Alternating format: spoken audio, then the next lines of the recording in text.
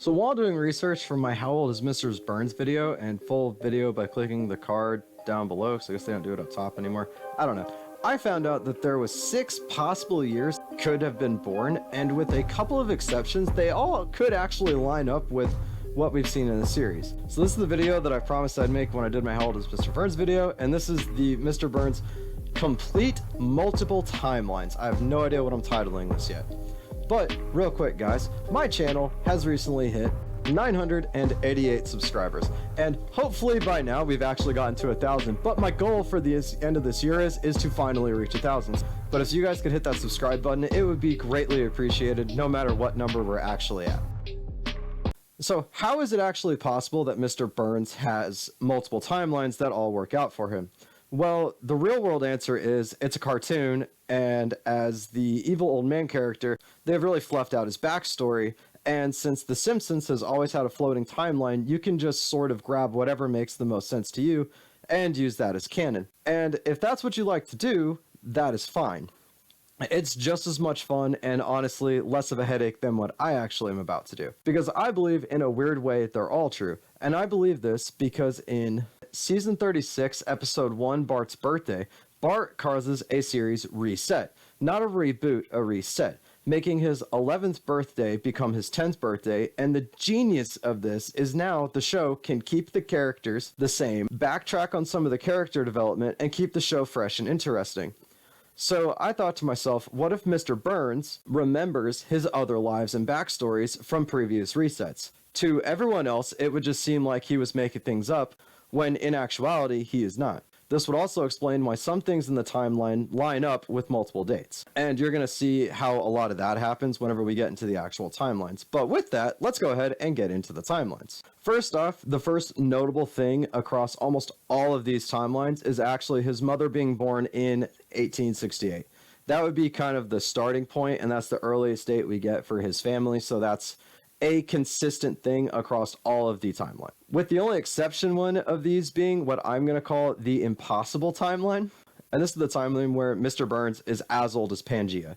You know, when all of the land on Earth was just one big supercontinent? Yeah. So to save us some time, if this one is true, then everything else that happens to him could also be true, but we're just going to kind of go ahead and move on from that. Next is what I like to call Schoolboy Burns. So this is the timeline where instead of like going to war like he does with some of the other timeline stuff, it's basically he goes to school and then moves on into his business entrepreneurial careers and stuff. So in this timeline, he is born in 1881. He is 16 years old when McKinley becomes president. He's 20 years old when McKinley is assassinated. In 21, it's like the last year of the McKinley-nomics things. In 28, he tries to kill his mother after she has an affair with President William Howard Taft, and his driver's license actually expires. At 29, he goes to Yale University. He is a survivor of the Titanic sinking at 31. At 32 is the end of Taft's presidency. At 33, he graduates from Yale. At 39, he is the last tycoon of the Jazz Age. And at 48, he checks his stocks for the last time. And then there's a bit of a gap. He gets his social security number at 55, with him being the second possible person to have gotten one. And at 58, he has his 25-year college reunion. After that, he has his first possible opening of the power plant at 85.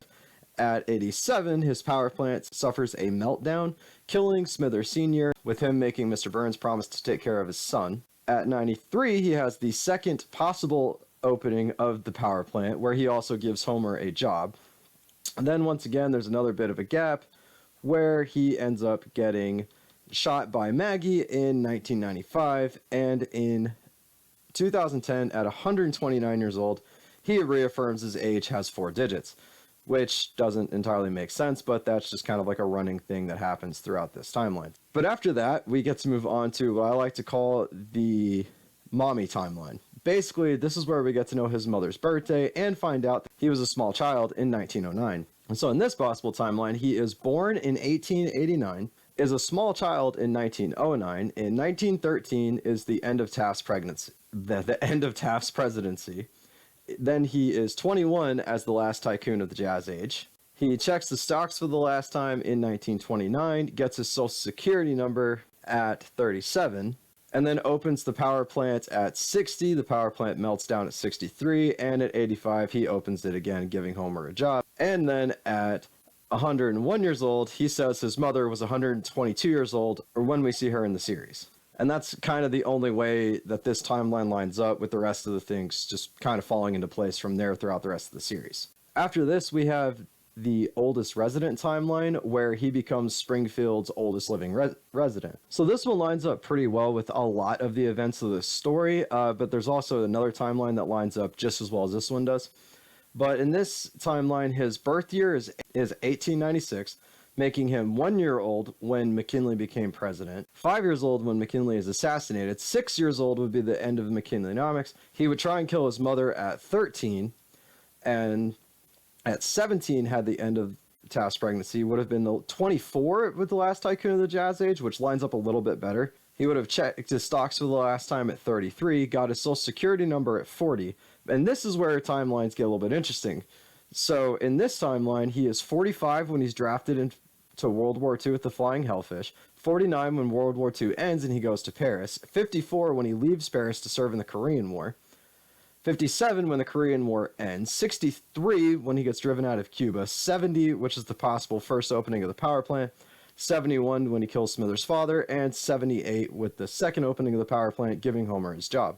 And then he would have been 93 in the pilot episode of The Simpsons, 99 when he got shot by Maggie, and then he would have been 104 in the year 2000 when Cornelius Chapman died, the previous oldest resident of Springfield, making Mr. Burns the oldest resident of Springfield, him being just a little bit younger than Cornelius Chapman. He would have been 114 when he reaffirms his age has 4 digits, 128 at the end of season 35, and possibly 129 at the end of season 36. But now we can get into the next one, which is what I like to call Soldier Burns timeline, and this will make a little bit more sense with him actually being a soldier, as this kind of lines up more with when he should have actually went into the military with his age range. So in this one, his possible birth year is 1909, which makes him 4 years old at the end of Taft's pregnancy. Now, he gets his social security number at 27. At 32, he is actually an officer in the Flying Hellfish at World War II, making him 36 when he goes to Paris, 41 when he leaves Paris for the Korean War, 44 at the end of the Korean War, 50 when he gets driven out of Cuba, 57 is when he would open the power plant, 59 is when he would kill Smithers' dad, 65 he gives Homer the job in the second opening of the power plant, and then at 81 he says his age is 81, and says the lack of indoor plumbing possibly killed his mother, so in this timeline his mother is actually dead. Now in 2004 at 95, he would says he has been 89 for a while now, so that would line up a little bit with him just being 95. It's not that many years have passed, and it just kind of continues on from there. But then finally we have what I like to call the sad childhood timeline. And this is the timeline that he essentially starts ruining Christmas for everybody in. He's 10 years old when he says that he is a small child in 1935, where he also asks Santa Claus for a hug from his mom and a smile from his dad. His parents would that same year send him off to boarding school on Christmas Day, where he goes to live with his grandfather. At this time, he gets his social security number at 11. First opens the power plant at 41, kills Smithers' dad at 43, gives Homer Simpson his job at 49, and then at the ripe old age of 56 in 1981, he starts stealing Christmas presents. With that leading us all the way into 2019 at the age of 94, where he's finally confronted and stops stealing the Christmas presents, making him 100 at the end of season 36. But there you have it. Every possible timeline for Mr. Burns, as well as my theory as to how all of these are even possible to all make sense at the same time. But let me know what you guys think. If you guys would like a little bit more in-depth run into some of the timelines that I mentioned here, please let me know in the comments down below. And while you guys are down there, please remember to hit that like button, hit the subscribe button, turn on that notification bell so you never miss a video from me. And I will see you guys in the next video.